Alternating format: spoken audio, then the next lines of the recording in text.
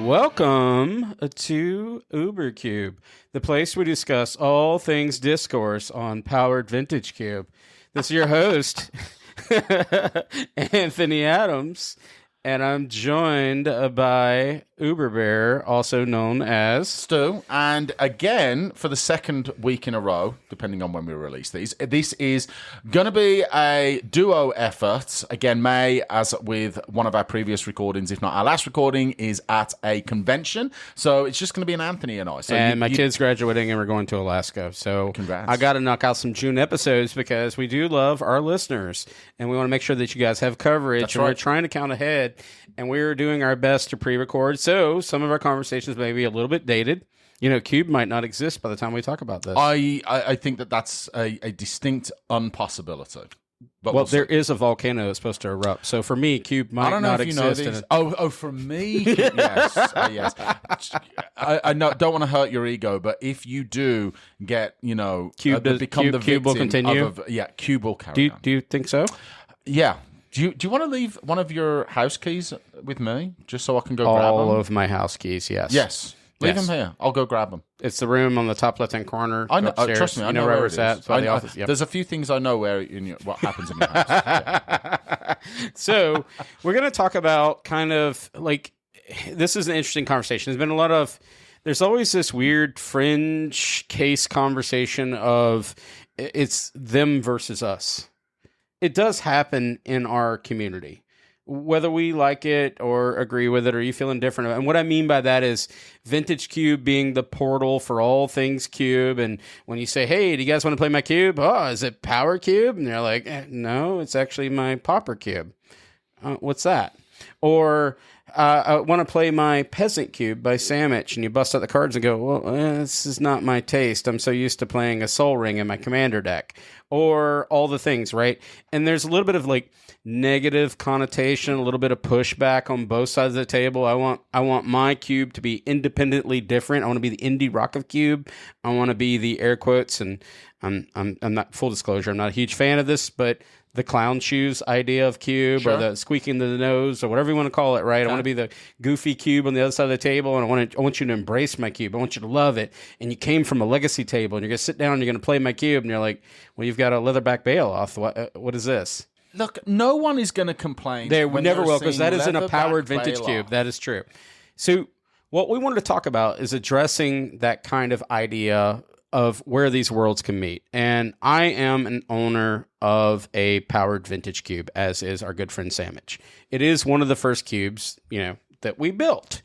And while I have admitted on multiple times, it's not my favorite cube because the thumbprint of Anthony is not 100% in there. It is dictated a little bit by community, I guess the kangaroo court of, legacy and vintage cube players, right? Would you agree with that statement? No. Okay, well, he doesn't agree with that statement. I don't agree. I don't agree for the same reason that when you told me that Tarmogoyf should be in your cube because players expect it, Tarmogoyf is not in your cube anymore. It's not. Okay. And it's a popular vote type I'll be of cube. honest. I actually think Tarmogoyf probably belongs in your cube again. I don't want it in there. I don't want to go down this discourse. But hang on, what about all these players that expect to see Tarmogoyf? So that's what's interesting. That's where we're going with this conversation. But before we go any further, we're going to have our drinks to discuss a little further about how to kind of put your own little flavor, your own little dash of your personality within your powered vintage cube or your legacy cube or eternal cube. You want to hear it? Little slurp, and a pernicious. We already cracked them. Spoiler alert, we're already doing this. But, okay, let's continue on. In this case, I wanted to imprint certain, attributes of Anthony within my environment for two reasons. One, because I've already told you that there are two powered vintage cube environments in our playgroup. And I didn't want them to feel the same. I don't want them to be interchangeable. We want some differences. Also, don't want my cube to feel like every iteration of Moto, nor do I have the finances or the wherewithal to keep up with every iteration of Moto. Where do you stand with that? So I think that I like that you and Sandwich have different environments. You have different archetypes. You even have different numbers of cards in your power cube, Yes. 540 versus 450. So the experience is going to be different. There's obviously going to be cards that are shared. You both have power. You both have Fourth Earlingus and Minsk and Boo and all, the broken counter And the spells beloved so on Oko. and Oko, etc., etc. So Mother of Runes, Mother Rune's beloved. obviously, gotta have some. Gotta be in there. So- Also in Peasant. Yeah. So there's a lot of cards that are going to be shared between the two. But what we're talking about is cards that just give personality, that give individualism Swag. to the vintage cube. Swag. Yeah, Yeah. I like that. How do you I get a little that. bling? on Vibe. your cube? Little vibe. Yeah, because you're going to go in and go, hey, guys, you want to play my Powered Vintage Cube? And they're going to say, well, is it like Moto, right? And I'm here to tell you that you do not have to be a clone or a drone and copy. And you can. Like, that's more power to you if you just go copy, today's version of the Vintage Cube. That's not what we're here to argue or debate on. What we're talking about is how to add your personality to something that does kind of have a populist vote about it, an expectation. Whether we like it, love it, or leave it, when you announce I have a Power Vintage Cube, people go, oh, obviously you got the Power 9, and obviously you got Soul Ring and Mana Crypt, and you've got all these, you got Force of Will, and you've got Fourth Lingus, like you said. Force of negation. Yeah, all the gross broken cards, right? And it's hard to create an identity when they can be replicas, right? Like drones. It's easy to actually just keep going, well, I'm just going to update because they updated. And I enjoy watching LSV's like experimentation. Their play group likes to try some cards out that came out of the Commander set, and I enjoy watching the evaluation of the card, going, well, this card doesn't really fit, but it's not from a power max standpoint. It's a matter of whether or not it has a synergy or an attribute that actually supports a deck a little better, a little niche component about a card, an edge that can make a card a little different. And that is something that's brought up during those recordings, right? They'll say, this is a card that I have put in because it was released in a recent set and I want to see what it looks like in my Vintage Cube. And sometimes it's great and sometimes it's not. And sometimes those cards are, that's a new staple maybe for this cube. And sometimes they're going pack, 3 or whatever, or they're going 15th pick every time, and you think, okay, maybe that's not a card that belongs in this Vintage Cube. But every time you make that change, it's that opportunity to personalize it and make it a little bit more. And you and I we've had open debates about what a 15th pick actually means to a Power Vintage Cube, where you have been a person that goes, this card's just not good enough for Vintage anymore. Would you admit that out loud? 100%. And I am 100% pushback and says that, well, yeah, maybe in today's standards this doesn't matter, but in this iteration of this cube, I enjoyed this very much. Therefore, it will stay for this reason, and I will just dig in my heels. You and I do that. We're like a married couple. You do that? We do that together.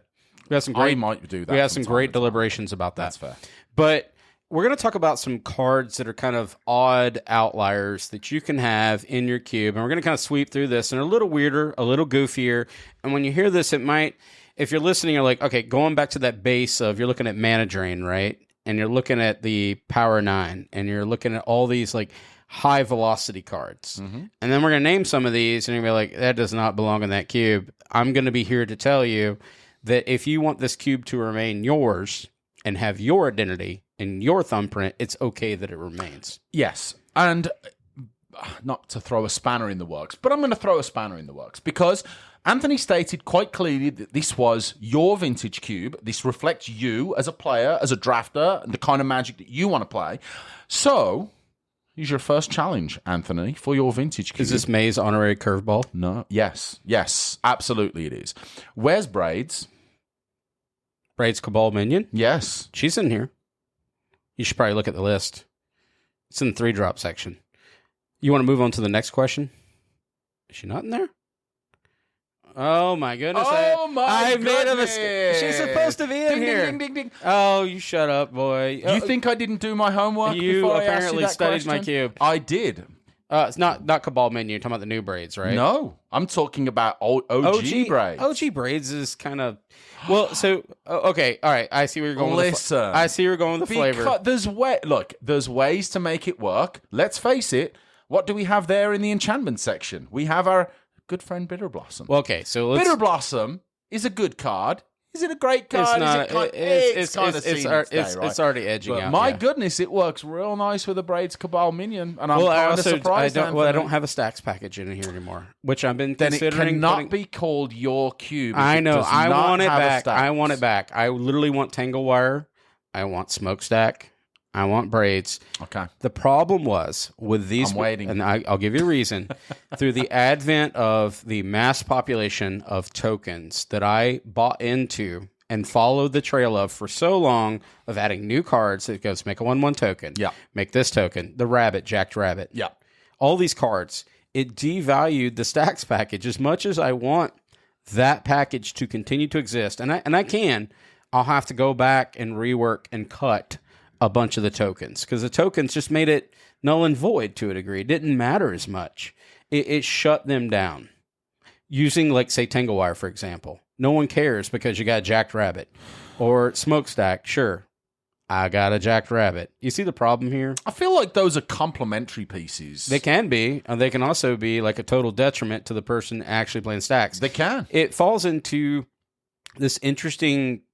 I hate to say it, it's the too slow in comparison to the environment because I fell into that trap of making those leading edges for so long that I'm now trying to find a way to pull the reins back on this cube a little bit, bring it back. I don't want to dull it all the way back or Stone Age this cube, but I didn't time lock this cube. I allowed it to march forward, and cards outpaced traditional Braids.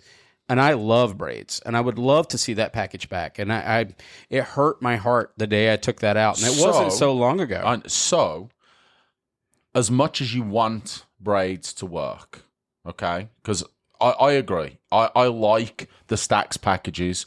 I think having the Tangle Wires and the Braids and the Smokestacks of the world can be fun for one person.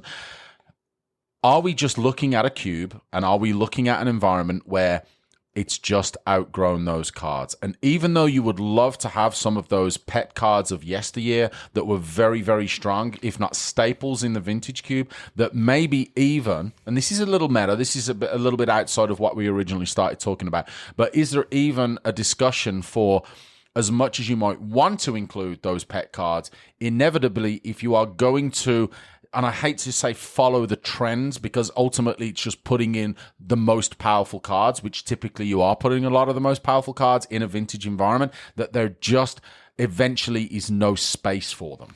I agree with that. I kind of use like a FIFO type of idea, first in, first out type of situation here. And so go back to like that idea when you were talking about Bitter Blossom before.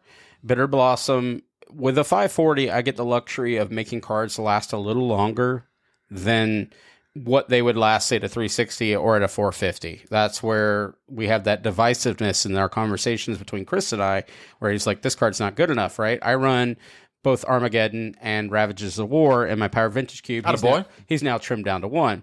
But because I'm at 540, I get the leisure of kind of that lazy kickback a little bit of I don't have to update certain cards, whereas Bitter Blossom has been outweighed. Ophiomancer in time will be outweighed. These cards are kind of moving towards that paradigm shift of time and the trajectory of Magic. If I continue to update this, which I do, and that's kind of a decision you have to make as a designer, a curator. That's right? Another interesting point as well, right? Because I know that this is not your most prioritized cube, should we say? That also makes things cling on a little longer than they should. Correct. So an example would be in here as a card. It's Ugin the Spirit Dragon. Right. Ugin the Spirit Dragon was a house at one point. What about Nugin? I don't know if anyone's calling it that. Baby Nugin? Or Nugin. The newest one? I haven't even... boy. Well, that's where you run into this too, with the cost. I don't do a lot of proxies, very few proxies in this cube. Vast majority of this, I actually own it. Sure. And like you said, it's not a focal point for me to update this cube. Exactly. And so I don't wait and measure these cards. So when I look at some of them, I know I just recently cut Rashad and Port. Like literally this set update, I'm putting in Newtown or whatever from Final Fantasy, the new card. Because Rashad and Port had been sitting in there waiting for a replacement. But I wasn't eager to find a replacement either. But that card just wasn't as impactful as it was 5 years ago.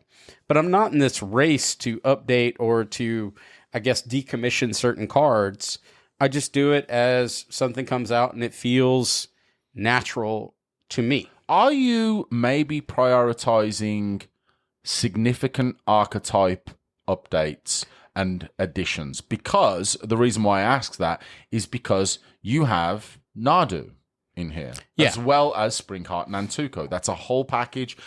Lightning Greaves, it's in here. Is in the cube, yeah.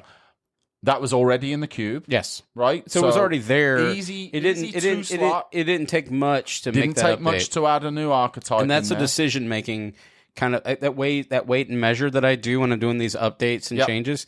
But I'm not like, at this point, the cube is fun. I took it to Uber Cubathon. People had fun with it. Is it the latest and greatest Power Max vintage cube? No, it's really not. It's Anthony's take. It's my take on that version. Yeah. It sits around, I'd say, 90% of the Powered Max cube, somewhere in those lines. But then I put in like landfall packages. Lands matters, right? I put my spin in it. You asked about like whether or not I run braids and the stacks package. I don't. But that wasn't because they're bad, because I don't use those words. They were just didn't meet the speed requirements of where I had graduated the cube up to at that point. So over time, packages will just kind of flow out naturally. I guess I'm letting it be natural. Even if you want those pet packages, cards, archetypes, there does still have to be a time when you're looking at it thinking, okay, I would love to have that card in there, but eventually it's just going to be that 15th pick every single time. And I'm okay with certain cards seeing their day in the sun, right? Yeah. I like... Because you can always put them in another cube. And you can also just put them right back in this cube. That's an interesting thing, too. You can test stuff out and then graduate it back and forth as you want. I'm not beholden to anyone on where I land with this cube. Sure, Stu says, this card's not good enough for vintage cube. Well, that weight and measure that you're asking me sometimes, that's because you're watching a lot of content, and I'm not going to keep up with the Joneses. That's my pushback. Okay. So there's a yes and no about that. Yes, I would consider myself familiar with the Modo Vintage Cube as well as like the Power Max Vintage Cubes as an example, right? Because there's a lot of content that's about those. That's why they're incredibly accessible for that, especially those lists. But that's not always my yardstick when it comes to whether or not I think a card should be in your cube. Is it up to the tip? Was it the little crease of your pointing finger to see how deep the rice should be? Exactly. Yeah. It's down to the cube. Yeah. Because the reason why I made comments in the past, this is not something that really we discuss as much as we used to. Because if you remember, this kind of dominated a lot of discussion that we used to have predating the podcast. We would sit together, we would sit down, we'd be talking about cube. This was when I was much, much, much less familiar. So we're talking probably 5-6 years ago. We talk about cube, and probably 50% or more of the discussion was about the vintage cube. And the comments that I'm making were in part maybe due to power level, but honestly, a lot of it was you probably don't need that card in here because maybe it's been power crept out, but also because it's replaceable or because it's a redundant effect or because it's just not a particularly fun card, as an example, right? It doesn't always have to be a keeping up with the Joneses. Sometimes it's just purely this is a better card for the cube because it makes the cube healthier or it makes the cube more fun or it makes the cube function better, like whatever. Well, that's interesting that we talk about that a lot in our group. I did a recent update, say circa 6 months ago, where I put in a more like robust aggro package, and that wasn't at your behest. That was the behest of the other players. This is your cube you're talking about. Yeah, right? but I still. So hang on. You're improving aggro, and you don't have braids in your cube. There's no way this is your cube. It is. It's not your cube. I want to take it back for a minute. So it is a community, our group cube, right? I don't use this outside of. Let's just say Uber Cubathon. I've used it twice, but otherwise I'll take this like to an SCG con, or I play. The vast majority is with our friend group, our circle, right? Yeah. And I tailor a lot of these cards around what the experience our players want to see. This isn't like so publicly known as my other cubes. I'm not ever gonna we can use the follower level. It's much lower for this one because there is a degree of a dime a dozen when you talk about these or the crafting of these, but that doesn't make them not special. You can make these special by still keeping cards in here that still represent you as a designer. I agree, 100%. I think even if you cloned a cube and took 1 or 2 cards out and changed it to make it more your cube. You could take literally 20% of these cards out, and you'd have the latest and greatest. That's where we land right now. I do keep up with that tempo, but the 540 back to that gives me the leisure and a degree of laziness that I don't have to stare at these cards. Sometimes I go, oh man, Rashad and Port's still in here. I totally forgot it's still in here. It also hasn't come up in a draft in a great deal of time. But it also didn't hurt the cube that it was still there, if that makes sense. Even going back to like the Tarmogoyf package, there was this like push from our group that you need to run all the Tarmogoyfs, or like you said. The Goyfs. And I don't want to put Tarmogoyf back in here. I like Tarmogoyf, but I am running 3 of the other Goyfs. But I don't feel the need to put Tarmogoyf back in here to make a package. It's kind of like a micro synergy leaning back into where Bill kind of talked about those pockets of synergy. And those cards are typically standalone. They don't require Tarmogoyf to make. Burgoyf doesn't need Tarmogoyf to be great. Pyrogoyf does do a little better, but it was a clean replacement for FTK. Do you want to know why I actually singled out Tarmogoyf? Number one, because it's something that's come up previously, and I think a lot of players have a kind of an opinion about Tarmogoyf, and maybe there's a bit of a love-hate with it. One of the reasons why I mentioned Tarmogoyf is because something that we've talked about is your desire to keep consistency. So you're generally tending, if you're taking out a 2-drop green creature, you want to replace it with another 2-drop green creature, right? So, and I'll make the first. How about Wall of Roots? Wall of Roots is on the edge, but Wall of Roots suddenly became, I'll defend this card. It was already edging for me to cut it. But then when I increased the aggro package, Wall of Roots became more valued to certain packages. It just did. A 0/5 shuts down the 2/1s that became more prevalent. It just did. And but is it on the edge? Sure. Yeah, there's a lot of cards. I can give some more here. I mean, I'm not afraid to attack my own cube. I recently cut I've been staring at Rexage for a while. Rexage still attacks the artifact package that I have in here because Rexage may be a little aged in what it does and still very strong on my Fem cube. But in this particular environment, I decided I'm a person that loves artifacts. I leaned into the artifact synergies. I have an entire package based around that, making the value stronger to keep a card like that. But I'm not going to die on the hill for Rexage. How much are you considering a card like that within the grand scope of the cube and what artifact? Because, okay, the reason why I asked that, because think about artifacts, right? How quick are they? Would you be better off with a card? There are cards that you can deal with an artifact for 1 mana. Oh, yeah, you don't need to be spending 3 mana. You get a 2/1, but a 2/1 ain't really doing a whole lot in 2025. I'm aware of that. It goes back to that. There's a degree of complacency and eagerness to update this cube. Of course. That edge is still there. Yeah. I don't have the time, personal time, to keep investing in, keep changing this cube with the latest and greatest trends. Sets are populating, every 3.5, 4 weeks. I mean, we got Final Fantasy coming out as of today's date. I've got a few cards that I've ordered not for this cube because I'm not... It's in a good place. People have fun playing it. I will change onesies and twosies out, but I'm not looking to just do grand sweeping anymore. No. Unless there's a major deficiency that's brought up in our play group, and then I'll make a change. Sure. But otherwise, aggro got pushed more because it was noted it needed to happen. Wall of Roots, yeah, I've been staring at that card for a while. I don't really have a reason other than it's a decent ramp card, but it's really good at actually stop the aggro package that I was put in there. So for now, it will hold, but something will come out that'll do a lot more, and I'll put it on a list. It kind of goes through that. Life from the Loam's another card too that I keep staring at all the time, but then I look at other little pieces where it can kind of interact, and I ask myself, Anthony, can this continue to support something? Yeah, maybe it can hold on a little longer. I think you could theorize about things that you can do with Life from the Loam that would maybe justify its inclusion. I suppose my only point about things, I don't know what your thought process is or what other cards in your cube you're thinking specifically. Why is Life from the Loam in here, right? Are there lands that you want to recur, as an example? There are, right? in fact. Is it because of Urza Saga? Is it because you want fetch lands? No, I don't go that micro. With this cube, I don't dig that micro. I have really, at this point, have no sworn allegiance to any card in this entire cube. Again, this is not my favorite cube that I have. It has the expression of Anthony does belong in here, but at the same time, I don't have like an invested interest to follow the latest trends nor to make updates all the time. As long as people are having fun with this cube, which they are, I just played it recently, and the decks look diverse and they're interesting, then I will continue. I will fully acknowledge that my Lands Matters package, we talked about before, is not the best package. It's not.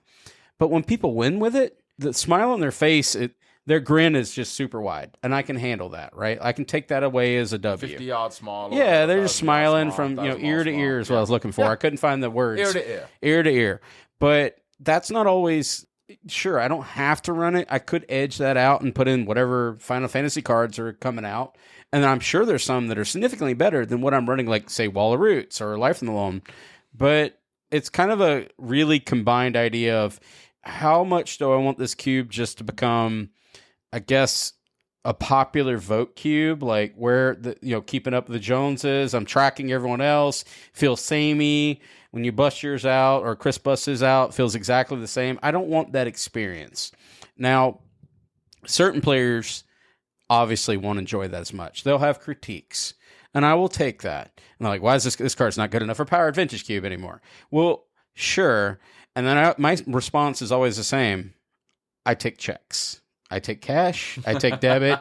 Literally Cash App, whatever you need, right? But I'll update this as it feels right and over time. And I will occasionally look at it and go, all right, cool. Yeah, that makes sense. We've got some cards in here that are definitely air quotes decaying and they're kind of standalone-ish and don't make a great deal of sense. And Stu hovered over a few of them. Give me a second. Oh, here's one. Sword of Fire and Ice has been edging out forever. It's not a high pick anymore. It's still a fun card. Think about 3 years ago, we released an episode about the Swords of It's our very first one. And 3 years later, it's still in your vintage cubes. That tells you must like this card. I like it for what it does. It lets you draw a card, lets you do a little +2/+2. It's fun, little 2 damage. It's not great anymore. But what's interesting, again, going back to that 540 in comparison to Chris's 450, I don't feel that innate pressure to change these cards out. I'll wait for something to come along, go, all right, that feels right. But I'm not emotionally attached to Sword and Fire Ice. Sure. That when I first made this cube, like I felt, it's funny how when you build it and it felt like it was my own, even though I was kind of copying the world. I felt like an emotional response to every cut. I got super defensive, and I felt like no matter what, you can't convince me to cut that, or you should add this card, it's better. And I'd be like, sure, whatever. But now I'm kind of, I guess I've matured in both my designing and curation, that it doesn't, sure, I'll weight it, I'll measure it. And I'll actually give May credit for that, to tell me step back, chill, ruminate, see how it feels. I'm like, it ain't worth it to do that. It's not really a value add. You can think about it. You can still personalize these cubes. There's a lot of... Here, actually, I want to go over that one card you just hovered over. Deranged Hermit. This card's not an equivalent to the rest. It's 5 for a 1/1 that makes... What, 4 squirrels. 4 squirrels that come out as 2/2s. And it does give squirrel... so it gives squirrels 1/1. +1/+1. We talked about this during an episode. We did. And I love squirrels. Yes, you do. And they're fun. And I like opposition, which is not fun. We talked about that during an episode. But what I mean is, but this is kind of me. These will eventually go. I stare at them, and when something comes out, a lot's come out that's better than this card. But it doesn't feel so Anthony. And I need to hang on to a little bit of Anthony here. And so I'm willing to make some choices that might not align with the populace on what is the equivalent of a powered vintage cube in order to maintain that thumbprint of what feels like something I'd actually want to update. And I think that's actually, I feel, and I agree with, and if you're listening, that's something that you should all feel. It's your cube. It's not something you have to keep pressing forward just because they tell you to. Identity matters in these cubes. I agree. So a point that I suppose I would make is, what to you, I suppose not a point, but more so a question, what to you defines a vintage power cube? Because when I think about a vintage power cube, power is a word that's in that name there. So when I think power, I think Moxen, Black Lotus, Ancestral Recall, Time Walk, so on and so forth. So I think there's an argument that having power in the name of the cube suggests that power is always going to be in there. It's going to be pretty hard for someone to justify that there is a power cube that doesn't have the power 9 in it, right? Because they are the most powerful cards. So what that does is it then sets an expectation that the rest of the cube is going to be balanced in no small way around the fact that those cards exist. And therefore, the more that you might say that you want to put in these pet cards, how much do you consider sort of the fact that they might just not belong straight up from a power level because there are opportunities for players to do absolutely broken stuff? Like I could play turn 1, Marks, Ancestral, whatever, all kinds of broken stuff, and someone's got a Deranged Hermit in their hand, and they're like, well, this is cool that this is Anthony's pet card, or one of Anthony's pet cards, but it's kind of a dead card in an environment where you've got so much capabilities of doing broken stuff. No, I agree. And whenever you play a Deranged Hermit, and then you follow it up with a finale of Devastation, you got a bunch of big squirrels. You do. And these are... So I actually kind of want to keep these... That is a heck of a lot of things to have to do to get a few big squirrels. A couple of squirrels. But I actually want to...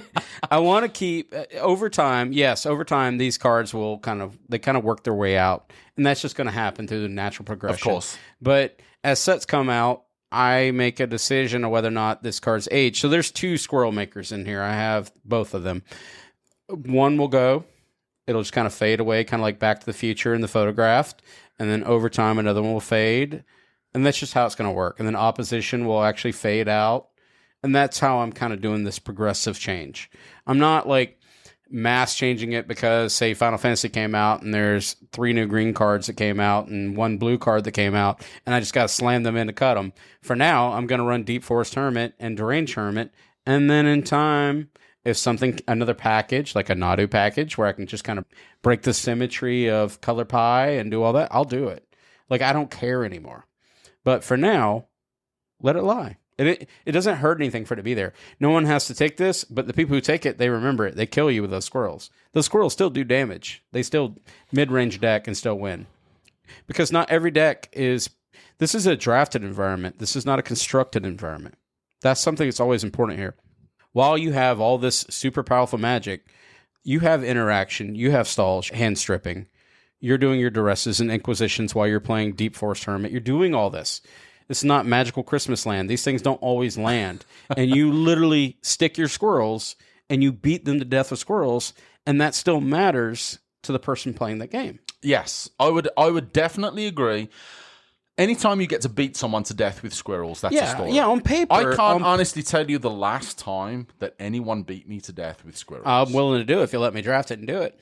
I'm very much willing for you to draft your squirrels deck if I just get carte blanche to do whatever I like with the rest of the cube. Yeah, so it's kind of that we talked about before. It's that or last in, first out. Sure. Right? It's going to happen. Those cards just haven't been moved out by anything right now that I find particularly interesting. I get that leisure of being a 540 curator. I love that you're highlighted over Skull Clamp right there, because that's actually... I'd much rather be sacking my squirrels to Skull Clamp than I would attacking and beating someone to death with it. Yes, or I like wearing a little shadow spear with my squirrels. I mean, these are interesting things that you can do. I don't think you have to keep like moving entire packages forward. So whenever a new set comes out, I might do 1 or 2 cards.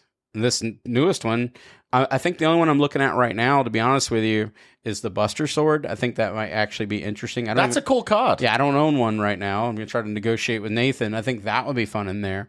But outside of that, nothing from the new set came out. The next one might come out. There's 2 green cards that come out that are better than these. They're gone. I won't sit there and just sit on them. I'm not that attached. Will you be a little sad that there's no more squirrels in your vintage cube, though? We can always play them at 2-headed giant cube, and I'm quite content with that because that's squirrel heavy. It is very squirrel. I can move squirrels wherever I want. I can make my dragons fight squirrels. I don't care. But like, what are you, pest control now? Yeah, just move squirrels wherever you like. Orco, mind control. Yeah, so it's part of the fun part of actually doing this type of vintage cube is that you don't have to keep up with everything, right? I love that you've got Kiki Jiki in your cube. I love that. Chris put his back in. I love it. I think Kiki-Jiki is a fun card. It's a great feel. And it doesn't feel so samey sometimes. Right? It's kind of a bit of a throwbacky kind of feel about it as well, right? Especially if a little vintage. Yeah, vintage. Exactly. Like, those kind of cards that were, incredibly powerful yesteryear, and they've been removed because they're not as good as this or that came out in the last few years. Who cares? Oh, yeah, who cares? Who cares? I always get satisfaction for going infinite with Kiki-Jiki. Yeah, it's fun. It's always good. And that's kind of what the takeaway of this episode is that you can actually... you can make these cubes, these powered max, these optimized cubes, still feel like you. That's what the takeaway is. Well, this again goes back to... Once you start putting in, the more pet cards you put in, they're not Power Max cubes anymore. They don't have, they are a flavor of a cube that contains the Power 9. And that by itself comes with a high level of volatility, because now you are saying, I am including the most broken cards that have ever existed in Magic with a 5 CMC creature that makes 4 squirrels. Okay, I'm going to give you this one challenge. So, I'm going to give you a challenge. It is a challenge. If you're using the Power 9 as your metric, your measure, your weight. Well, it kind of has to be. That's where your most powerful let's pretend. Let's walk down this. What card in the entire cube that I own right now is better than Ancestral Recall? Is better than Ancestral Recall? Mm-hmm. I don't know. Okay, what card do I have in this entire cube is better than Soul Ring? I think Soul Ring is right there. Is Power 9 adjacent? Exactly. So what I'm trying to say is, in order for a plane to take off, you must have a leading edge, and you need to have an ending or a back edge, or you don't get lift. Of course. Right? So not everything's going to be the equivalent. Not everything's going to be the A team, as we talked about in a recent episode. Some things have to be B and C and D squad. And that's just by the virtue of not everything's going to be Ancestral Recall. This would be a very boring cube if you had 10 Ancestral Recalls in here, 10 Soul Rings, and called it a Power Vintage and all the power. Why would that be boring? It would be your version of boring, but you understand what I mean by that. Okay. It would have no flavor, no depth. I'm saying that. No, but there's a specific reason I say that, right? You know why a cube with 10 Ancestrals and 10 Soul Rings, even a deck with 10 Ancestrals and 10 Soul Rings, you're not going to win. Yeah, you got to have win con. You got to have win. You need a Tarmogoyf. Yeah, you need a Tarmogoyf. Exactly. I want to cast Ancestral Recall 4 times, dump a bunch of cards in my graveyard, and swing with my 7/8 Tarmogoyf. Well, I hope somebody got something out of these rambles. Again, we're kind of pre-recording here. We're going to do a lot of traveling. We're doing some beach time, doing some family time. We got a kid's graduation. Want to get these knocked out. But I kind of wanted to address some of the discourse about, like, how could you make your powered vintage cube or your vintage cube feel a little different? And while it will look, if you took my list and compared it to your list, if you're listening right now, and you're like, I got one of those too, and we're in the side-by-sides, you're probably going to find 30 cards that are different. That's exactly where I'm happy at. 30, 40 cards, a little different than the norm. We don't have to be next door neighbors exactly, you know what I mean? We want them to feel a little different. And then the 360, 450, 720, I don't care, 1080, whatever you do, they're always going to feel a little different, and you're always going to have that front edge, the best card, back to my thing I talked about, where there's the Power 9 is the forefront, the forerunners, the grand poobahs, right? But you always got to have the people who are always going to kind of be trailing by a little bit, and that's going to be your squirrels. And I love squirrels. And that's how we tie this off. I love squirrels. You know what? I am happy to end this on Anthony's love of squirrels. And then other than that, Stu, take us to the socials. As always, a huge shout out to all of our Patreons, to Patrick, to Jeff, to Nick Lapointe, to Chris Fitzgerald, Timber Dragon, Brian Keaton, Lord Justice, Nick Lapointe, Preston, and Sam McKenna. Huge shout out and a big thanks to all of you guys for supporting the show and helping us keep the lights on here at UberCube. If you want to get in on the conversation, go to the facebook.com/groups/MTGCube drafting page. A lot of fun conversation. A lot of members over there talking about Cube. And if you want to support the show, you can also use our inkedgaming.com/UberCube affiliate link. Go and get all kinds of cool products, playmats, dice bags, mouse pads, custom and large volume stuff and available. things. Stuff and things. If you want to reach us at the socials, you can find us on Bluesky, ubercubemtgpodcast.bsky.social. You can also find us at Twitter at ubercubemtgpod. If you got a longer question or comment about this episode or anything else with the podcast, or about one of UberCube's, many things. We're over 1,100 as far as the cubes. Facebook goes. An Uber Bears cube. A Maze cube. The Uber Maze. Uber Bears cube, Yep. you know. You can reach us at ubercubemtgpodcast@gmail.com. As always, come hang out on the Discord and patreon.com/ubercube. Again, a big thanks to all of our Patreons. And for last but not least, we do host our content on YouTube at Ubercube MTG Podcast 747. If you just, feel like an alternative format, there you go. And then we're going to say the thing that we always say here at Ubercube is Happy Cubing!